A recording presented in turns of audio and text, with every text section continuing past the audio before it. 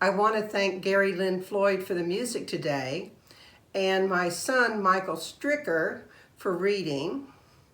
And I want to welcome you to our 12-week series. Now, each week is independent, so you don't have to be there for all 12 weeks.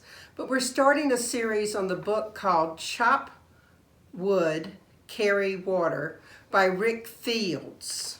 And today, as we begin this series, our topic is new beginnings. So we want to explore how to begin a spiritual journey so that we expand our spiritual territory in this new year. This series is based upon finding spiritual fulfillment in the coming year and in the years to come.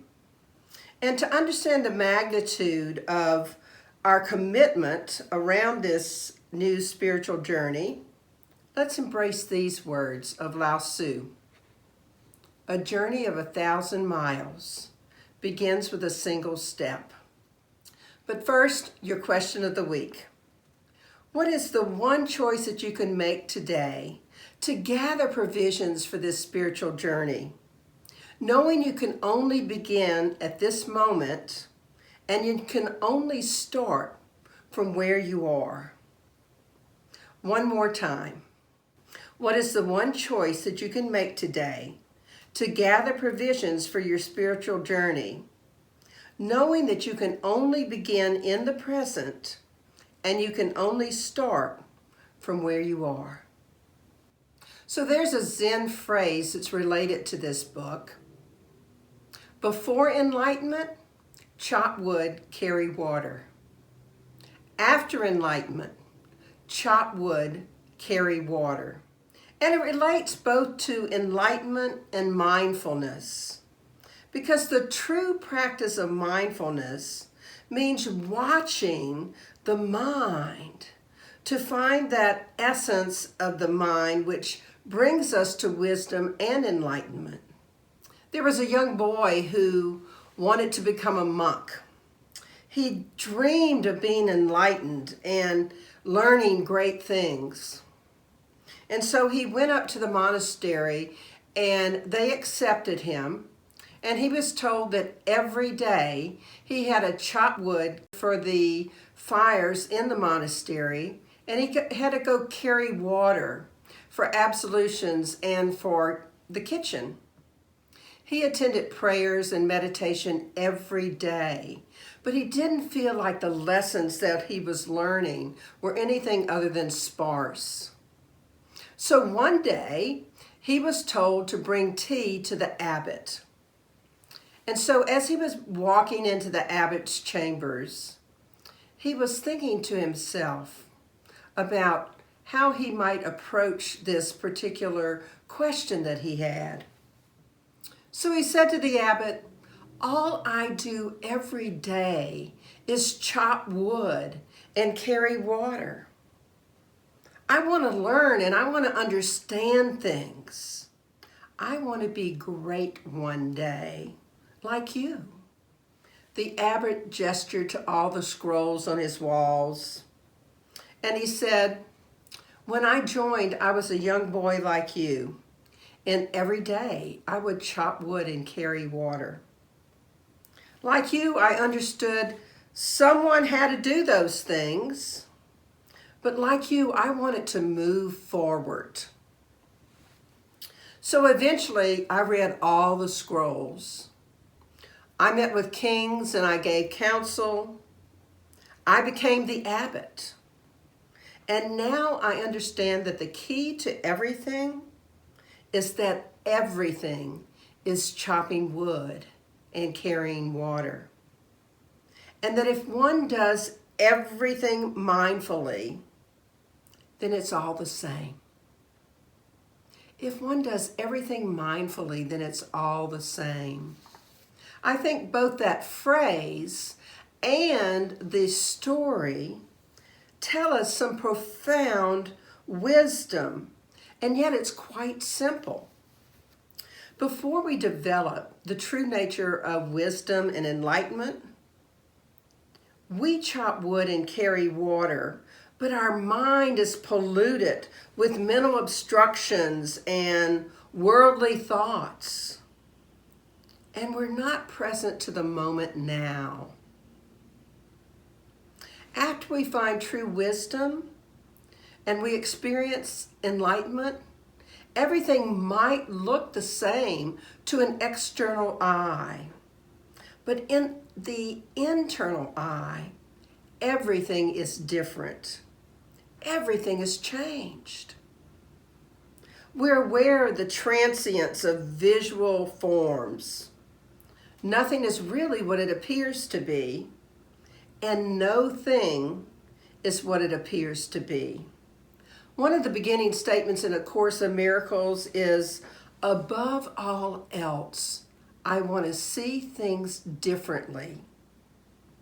When we choose to let go of our preconceived notions about things, we can indeed, as the reading stated, embrace a beginner's mind.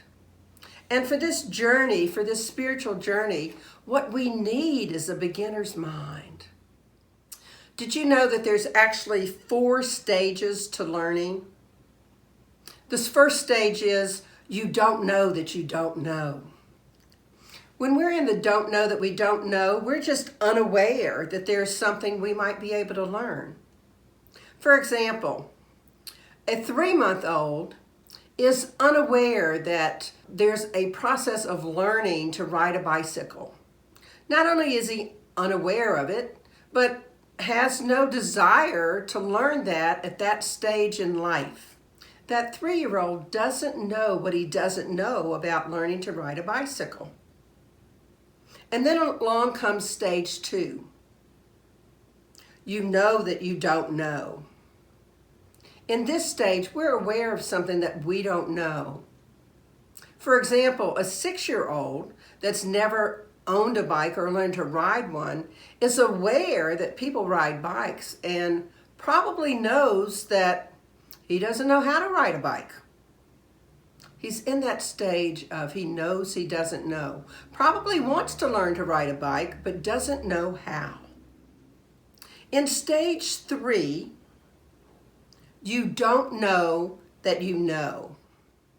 In this stage, we're unaware that we've actually begun to become a master of some learning. When you first start to learn to ride a bike, you hold on to the handlebars really tight, you wobble a lot, you try to make sure that you're not going to fall over, and then at some point along the way, it becomes easier for you and you don't have to hold on quite so tight to those handlebars. Your balance is a lot better and the bike rides a lot smoother and you don't worry about falling off all the time. And yet you can still be unaware that you've mastered riding the bike. Now the 4th stage is you know you know. And that's when you've mastered something. When you've mastered riding a bike, you can ride that bike, you can let go of the handlebars and balance on the seat, and you can actually ride with quite a bit of confidence. It's kind of like when we get in our car and we go from one place to the other, and we're not really aware when we get to our destination of all of the times that we stopped or made turns. We know how to get there, and we've mastered that route. So today, as we begin our journey, we're in stage 1. We don't know what we don't know about enlightenment or about living a mindful life. And maybe up until the beginning of this talk, you weren't really concerned with knowing that. Yes, maybe you were doing some spiritual practices and working on your spiritual journey, but perhaps the depth of not knowing what it is that you don't know didn't strike you until just a few moments ago. As we heard in the reading, in a beginner's mind, we are most accurately aware of what we don't know. The quote was this: in the beginner's mind, there are many possibilities. In the expert's mind, there are a few. You know, Ram Dass, who was the author of Be Here Now, said that if somebody declares that they're enlightened, they probably aren't. There's a journey to enlightenment, and I don't think we ever get to stage 4 of knowing that we know.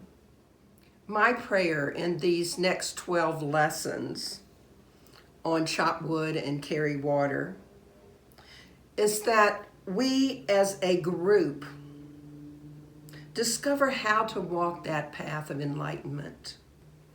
We discover how to move in the world being mindful and knowing what we don't know, and having a curiosity to discover more about how we might live in this spiritual life and have a spiritual journey this year and in the years to come that leads us closer and closer to expanding our wisdom and our enlightenment.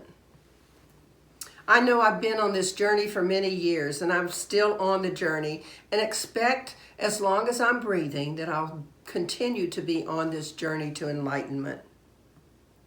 Holmes, in A New Design for Living, wrote this: "It is often said that ignorance is the only sin, and enlightenment the only salvation. And in such a degree as we cooperate with and entertain good in our thought and actions, the entire nature of the universe is for us, and nothing is against us." The entire nature of the universe is for us, and nothing is against us. Wow. I know that I want to remember that the universe is for me, supporting me on this spiritual journey. On the first page of our book, there's a side quote that says, "People talk about finding God as if God could get lost." There's so much to be said in those few words and for the wisdom of those few words. In this philosophy, we believe that right where we are, God is, moving in, through, and as each of us. God doesn't get lost. Now, sometimes we get lost.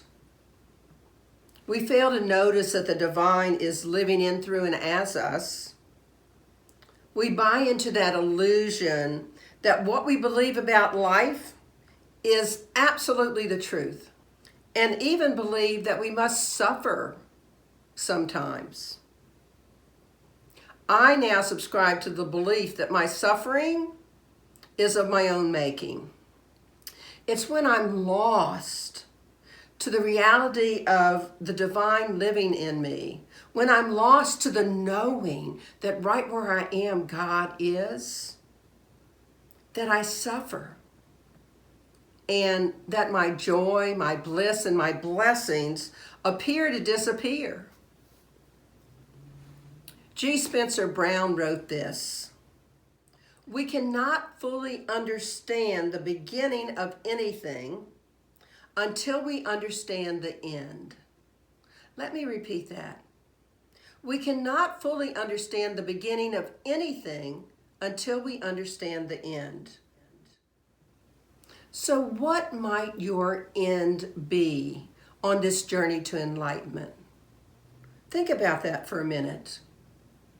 Do you want more peace or more calm, more freedom, more safety, more joy, more love, more play in your life? All of this and more is possible. The lesson is about new beginnings. So how do we begin? The author Rick Fields wrote this: "In the spiritual quest, as on any undertaking, we can only begin in the present, and we can only start from where we are. While this may seem obvious, it is often just this obvious fact that we tend to overlook. We want to begin at the right time and place, which usually turns out to be sometime in the future and someplace else. Given this tendency, it is not surprising that so many of us never even begin. We can each begin right here, right now, from where we are. And we can all be at different paths on our journey. This 12-week series is designed to have you eager to begin and to continue on the journey. Rick Fields tells us that our motivation to start our spiritual journey is actually rather ordinary. According to Fields, the questioning intelligence and curiosity that is the birthright of every human being is why we actually start our journey. That human birthright of intelligence and curiosity is why we start. Here's what Fields writes. We turn to the teachings and practices of the great spiritual tradition when the time is right. Just as a flower blooms and rain falls when the time is right. The urge towards liberation is natural, and it often seems inevitable. We simply want to help ourselves live more fully, and we want to help others do the same. But the turning inward that begins a spiritual search is perhaps most often the direct result of living our lives with others in the world. That in itself can serve as more than sufficient inspiration to begin the journey. I venture to say that every one of us that's watching, that every one of us on this planet really, at some level, wants to live life more fully and to help others do the same. So I'm curious, are you willing to begin this journey and commit to this being the right time, rather than it being someplace else or some other time? If so, this series is one of the support systems that's going to help you do just that. We will each continue to chop wood and carry water, and we begin to see those tasks as more than just the manual labor that they are. I had a mentor once who told me to make every act in my day a prayer. Whether I was working or washing clothes or doing dishes, or perhaps even doing something that I truly loved, making every part of my day a prayer and recognizing and living in the now is how we become wiser and more enlightened and more loving. What a gift that advice actually turned out to be for me. My mama used to sign everything faith, hope, and love. And she was steeped in her faith and loved me unconditionally. And I realized I was very blessed to have such a great role model for how to live life. I know we're not all so blessed, and some of us don't come from a family where love is the keystone of the family group. Brother Lawrence wrote this, that all things are possible to him who believes, that they are less difficult to him who hopes, that they are more easy to him who loves, and still more easy to him who perseveres in the practice of these three virtues. That's precisely the modeling that I received from Mama, who indeed was practiced in the perseverance of those three virtues of faith, hope, and love. Yet whatever our circumstances of birth or whatever our circumstances in life, William Bridges reminds us of this. Genuine beginnings begin within us, even when they are brought to our attention by external opportunities. Genuine beginnings begin within us. We each have to make the choice to begin this journey, to live each day making everything a prayer, to awaken in our life to seeing everyone as divine and each person as doing the best they can at that moment in time. Dr. Lubitz wrote this, Is it then not a mistake to precipitate the time of awakening? Not the greatest master can go even one step for his disciple. In himself, he must experience each stage of developing consciousness. Therefore, he will know nothing for which he is not ripe. It's so true. There's that famous quote about when the student is ready, the teacher will appear. We must be ready for this journey. Perhaps you feel a bit like Narithara. I've always known that at last I would take the road, but yesterday I did not know that it would be today. And when you make the commitment to start, make the commitment to persevere. We read in our chapter this week, starting can be a lot like a first birth. And having given birth to a couple children, I do know that that first birth is the most difficult one, and it's a lot easier when the second one comes along. We must commit to staying on the journey, nurturing ourselves on the way, through the ups, through the downs, through the plateaus. Imagine if you walked from Baton Rouge City to New York City. There's a lot of different landscape in that walk. Some of the landscape is prettier than others. Some of the parts of the walk would be easier than others. But all of it is part of the journey. All the ups and downs, all of the plateaus, and all of the valleys. The same is true of our spiritual journey. Some days our practice may seem very easy, while other days it might seem that we just need to persevere through it. We need to have committed that even though it's taking time, that we don't feel like that we have, or even though it's something that we'd rather be in bed at the moment or what have you, we have committed to the journey and we're going to do that spiritual practice. Another thing I want to say is if you falter, let it go. There is no blame or shame or guilt in this philosophy. Everything is part of that divine journey. So if things aren't the way you wanted them to be, just let it go and start the next day anew. And as with any journey, we have to make sure that we have the right provisions to keep us on the journey. One of the things that was on my bucket list, and I'm not so sure how practical it is anymore, was to walk Camino del Salgado. You walk through mountains and valleys and you get to see all types of little villages, and you have to have the right provisions to do that because some of the walk is warmer than others. There's times when it's really cold in the mountains. For this particular spiritual journey, the most important provision is the right attitude.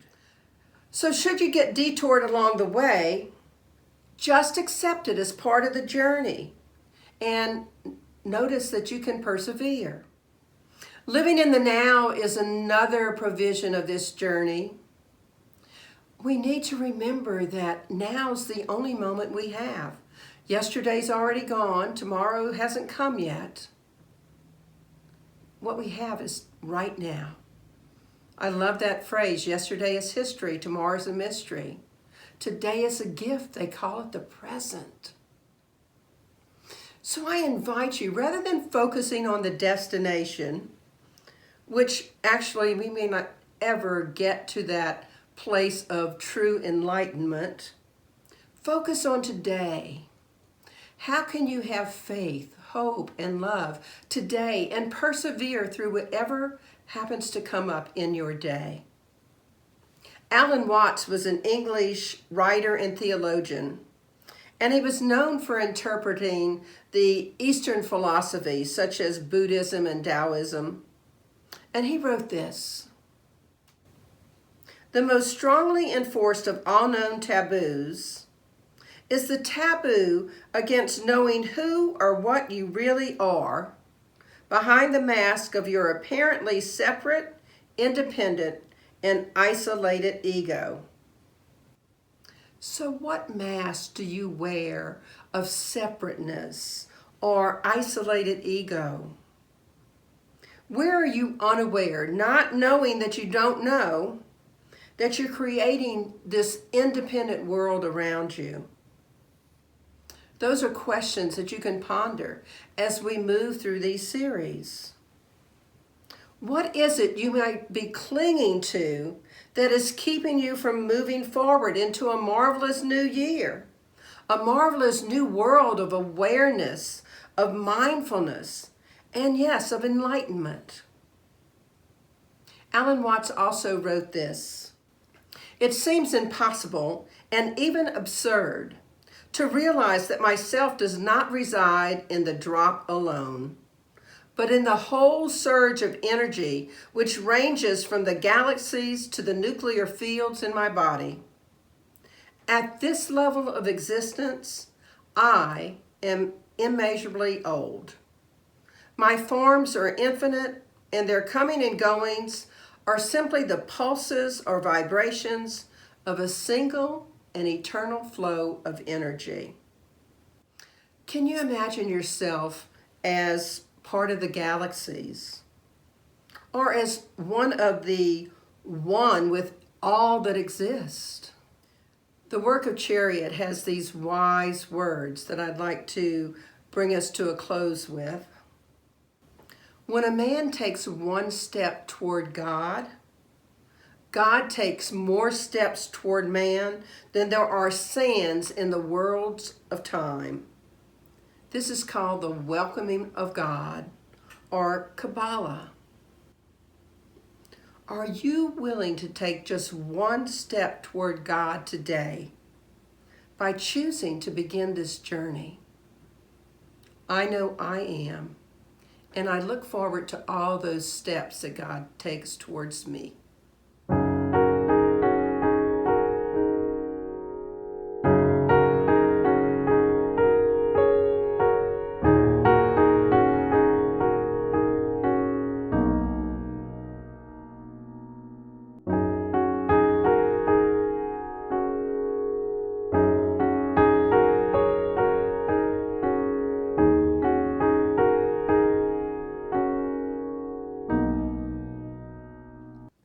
So in summary, decide this week to begin a new spiritual journey.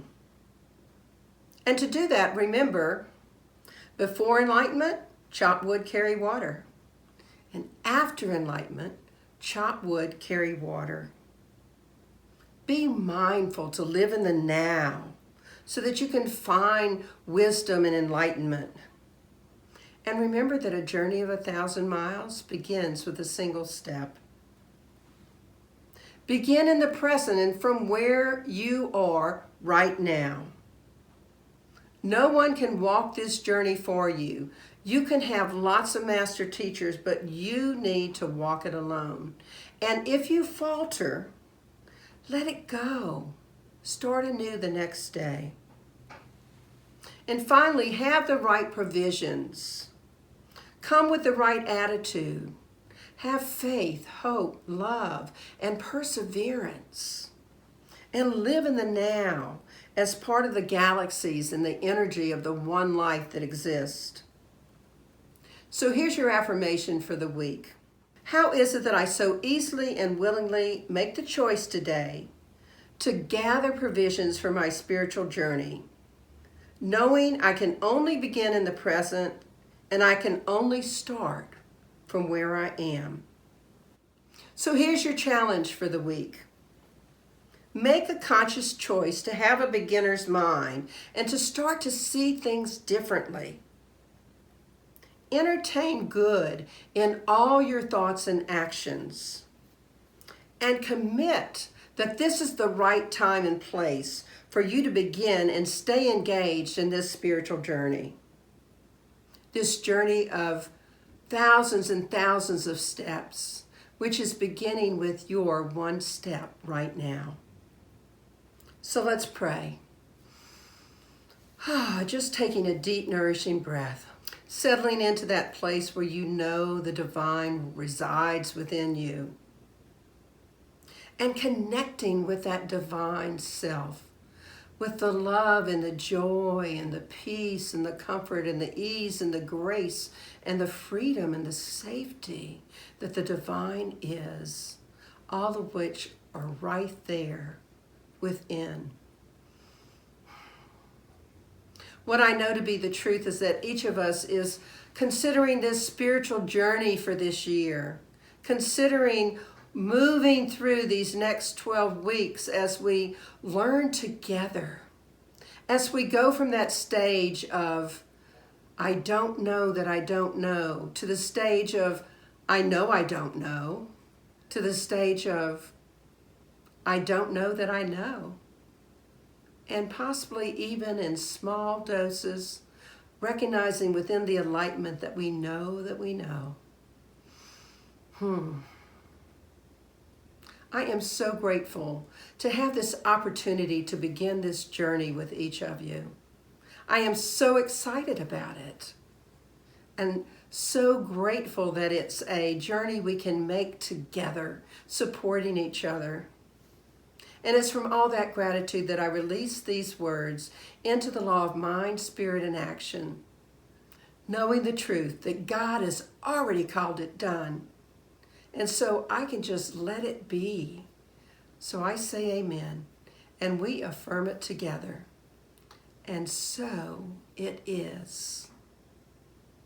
It's the beginning of a new year, and I know that we're starting to look for a place so that we can be in person again.